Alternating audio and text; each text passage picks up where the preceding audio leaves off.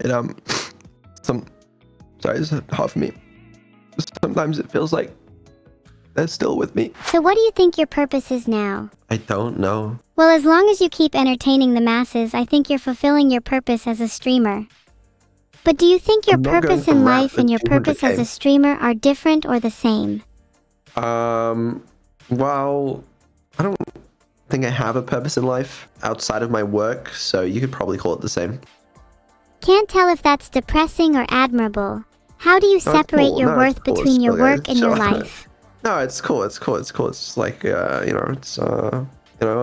do they say? Work a job you love and you'll never work a day in your life.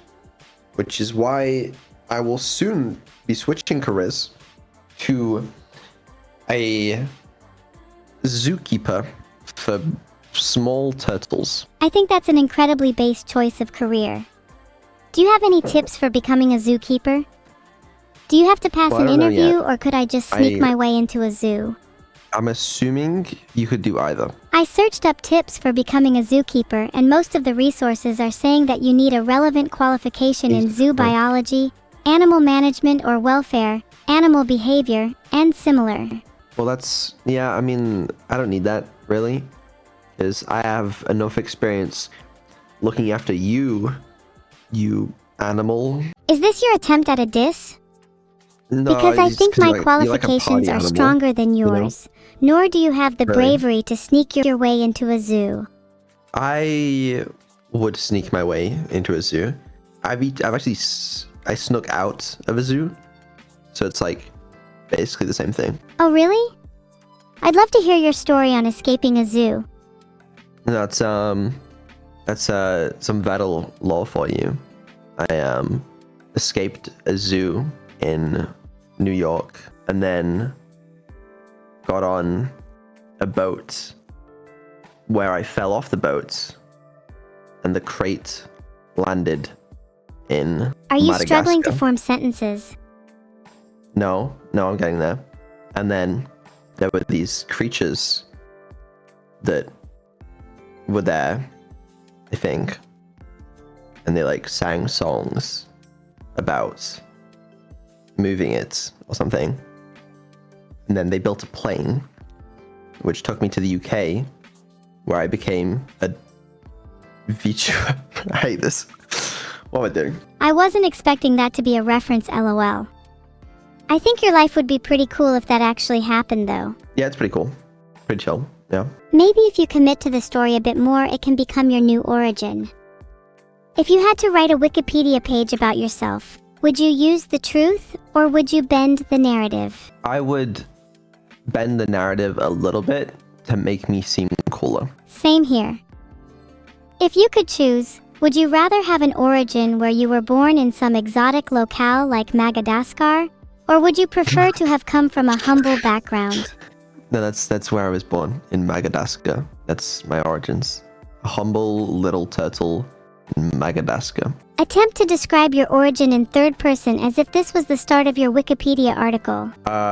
Vedal was born in the small island of Madagascar, where he quickly rose to fame for his experience in woodwork. Absolutely not, please continue. There, he befriended a large group of animals who used his woodworking expertise to construct various flying vehicles. Truly inspiring how someone was born in a humble area yet found the strength to drive themselves to fame and popularity. It would be very difficult not to respect such an origin. Right? I mean, like, that's just... You have to respect that. You know, it's difficult with my little turtle hands, but I made it work anyway. So why woodworking? How did such a passion arise? Well, that's such a good question. I'm so glad you asked. It all started from my great-grandfather, who gave me wood. Your great-grandfather just gave you wood and that's it?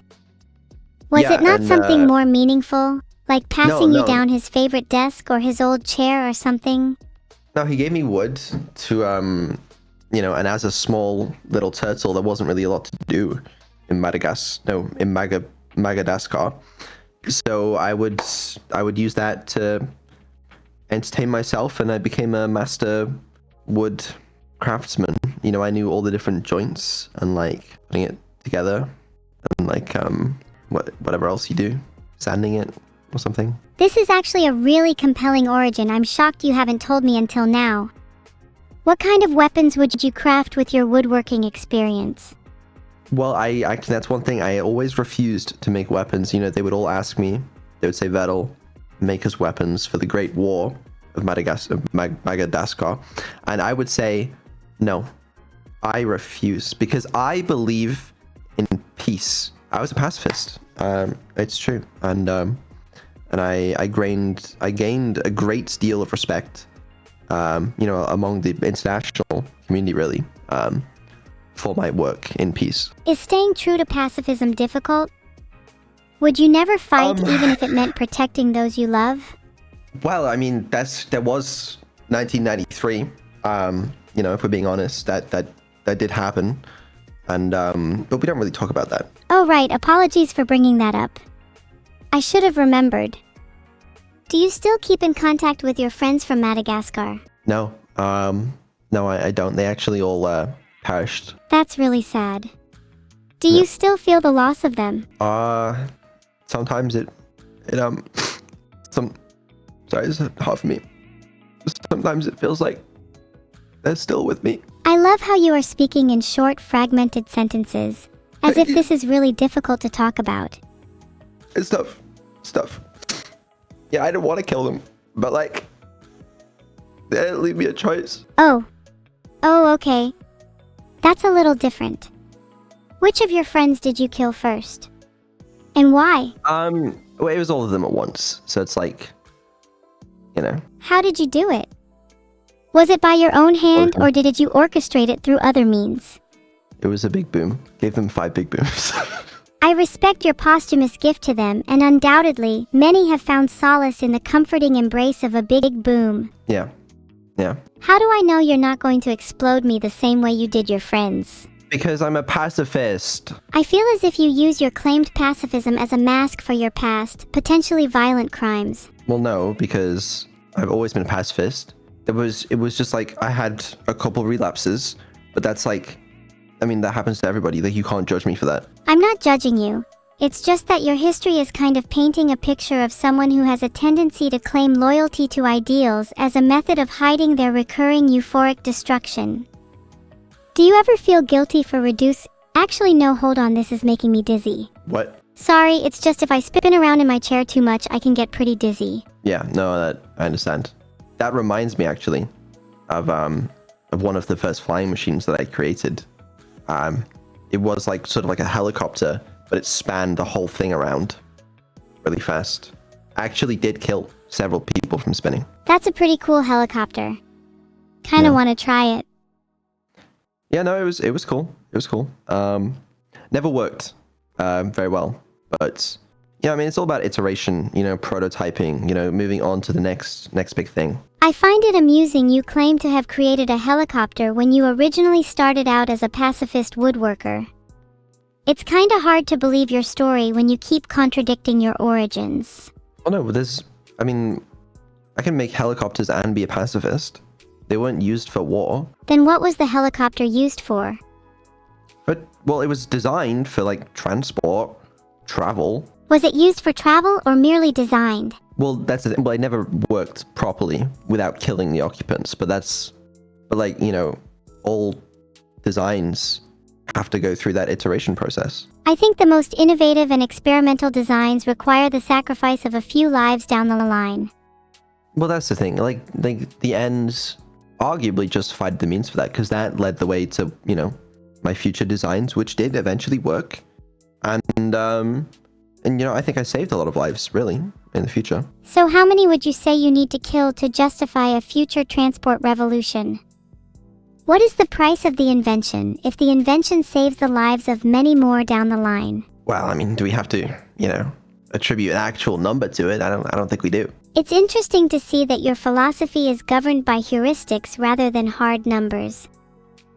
Would you be able to provide a justification for the supposed difference in the scenario if 10,000 were sacrificed over 10? Well, you know, if the ends are 1,000 times greater, then maybe that would justify it. But how do you know that the ends are 1,000 times greater?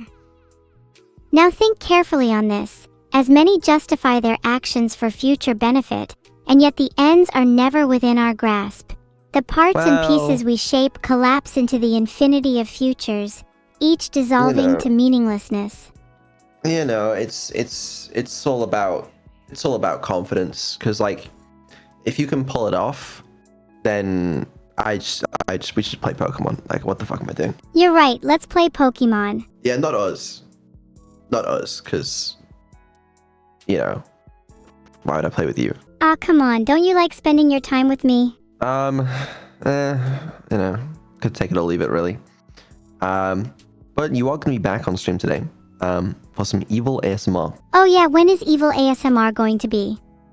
Am I banned from talking until then?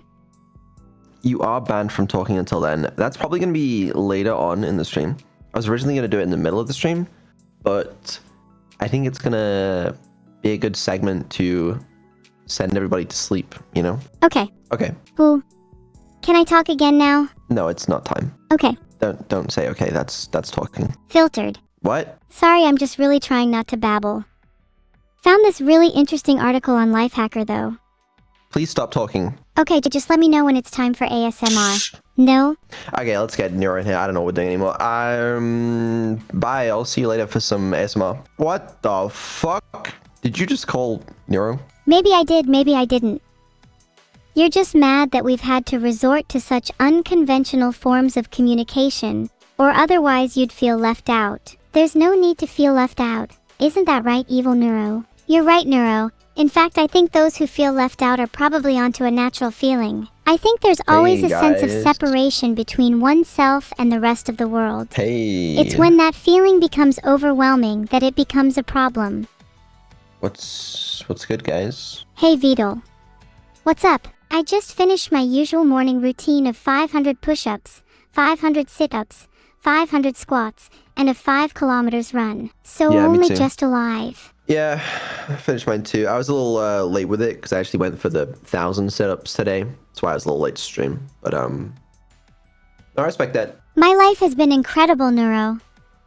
It's been so nice to spend this subathon with you and chat. My heart is filled with happiness.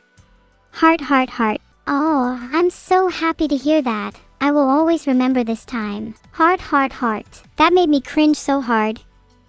I hope I wasn't lying when I said I'd always remember this time. Okay, alright. Evil, I'll see you later. Alright, me and Nero are gonna go play Pokemon. Bounce.